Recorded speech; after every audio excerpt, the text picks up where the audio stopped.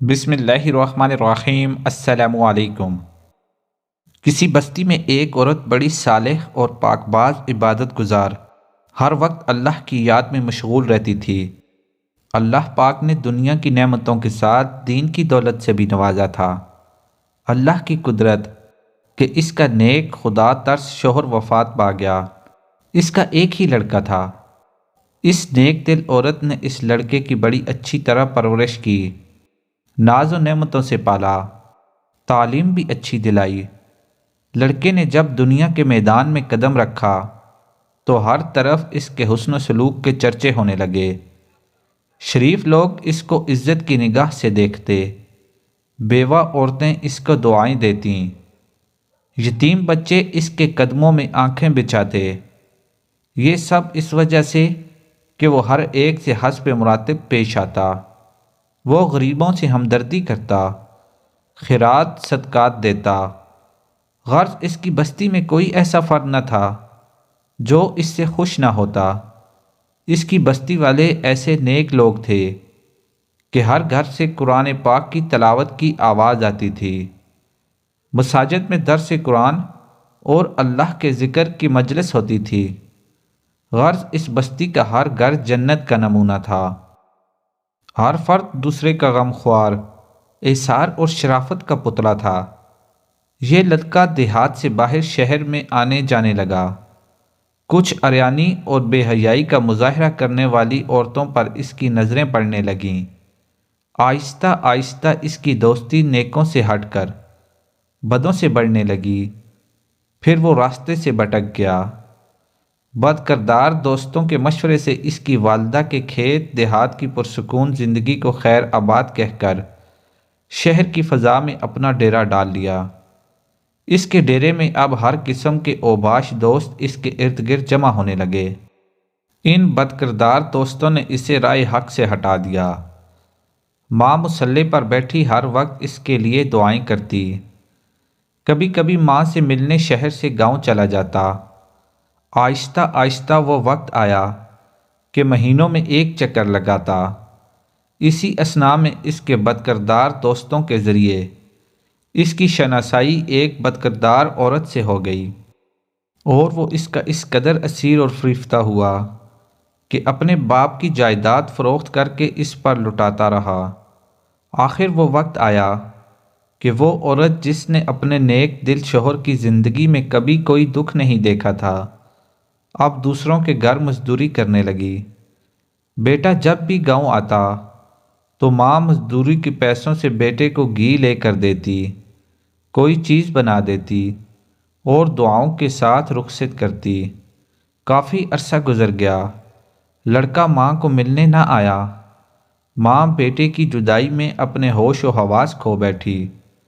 جب بھی کوئی غیر اس کے دروازے کو کھٹکھٹاتا، وہ دوڑ کر دروازے پر جاتی، بے ساختہ کہتی، میرے بیٹے تم آ گئے۔ بیٹے تم نے اتنی دیر کیوں لگائی؟ جب معلوم ہوتا کہ گلی کے کسی بچے نے دروازہ کھٹکھٹایا تھا تو دل پر ہاتھ رکھ کر مصلی پر آ بیٹھتی اور رونا شروع کر دیتی۔ روتے روتے اس نیک دل کی بینائی بھی جواب دے گئی، اور پیچھے جب اس لڑکے کے پاس کچھ نہ رہا تو اس عورت نے اپنے یاروں سے مشورہ کیا کہ اب اس سے جان چھڑائی جائے۔ مشورہ یہ طے ہوا کہ اس سے یہ فرمائش کی جائے کہ میری محبت تب ہی آپ سے رہے گی کہ اپنی ماں کا دل نکال کر لاؤ۔ اس طرح وہ فرمائش پوری نہیں کرے گا تو خود ہی جان چھوٹ جائے گی۔ اس بد کردار عورت نے یہی فرمائش کی۔ وہ انسان جو ایک وقت میں فرشتہ تھا، آج خواہش نفس کی خاطر شیطان سے بھی بدتر ہو گیا، اور اس فرمائش کو بھی پورا کرنے پر تیار ہو گیا۔ خنجر لیا گاؤں کی طرف چل دیا۔ عرصہ دراز کے بعد جب یہ بد نصیب دروازے پر پہنچا، آواز دی۔ ماں فرحت و خوشی سے دروازے کی طرف بڑھی، منہ سر چوما اور سینے سے لگایا۔ اس بدبخت نے خنجر نکالا، ماں کے سینے پر مارا، ماں کا دل نکال کر چل دیا۔ آسمان پر اندھیرا چھا گیا۔ اللہ کا عرش ہل گیا۔ فرشتوں نے دہائی دی، ظلم کی انتہا ہو گئی۔ بد کرداروں کا یار بد کردار جب فاحشہ عورت کے مکان پر پہنچا، ماں کا دل اس کے سامنے کیا۔ اس عورت نے کہا، تو اپنی ماں پر ایسا ظلم کر سکتا ہے تو معلوم نہیں میرے ساتھ کیا سلوک کرے گا، اس لیے یہاں سے نکل جا۔ آنکھوں پر اندھیرا چھا گیا، گرا اور مر گیا۔ ماں کا دل ہاتھ سے چھوٹا، دل اس فاحشہ عورت کے کمرے میں پڑی ہوئی چھڑی پر پڑا۔ ماں کا دل پھٹا، درد سے دل سے نکلی یہ صدا، بیٹا کہیں چوٹ تو نہیں لگی؟ ماں کی عظمت، ماں کی شفقت، ماں کی محبت، ماں کے احسانات کو نظر انداز کر کے عورتوں کے آگے جھکنے والوں اور ماں کو حقارت کی نظر سے دیکھنے والوں، تم پر اللہ کی لعنت، تم پر فرشتوں کی لعنت، تم پر پیغمبروں کی لعنت، تم پر نیک انسانوں کی لعنت۔ توبہ کر لو، نیکی کا راہ اختیار کر لو، ماں کے قدموں پر سر رکھ لو۔ اس وقت تک سر نہ اٹھاؤ جب تک وہ راضی نہ ہو جائے، چاہے تم کو موت تک سر رکھنا پڑے۔ رکھے رہو، نجات اسی میں ہے۔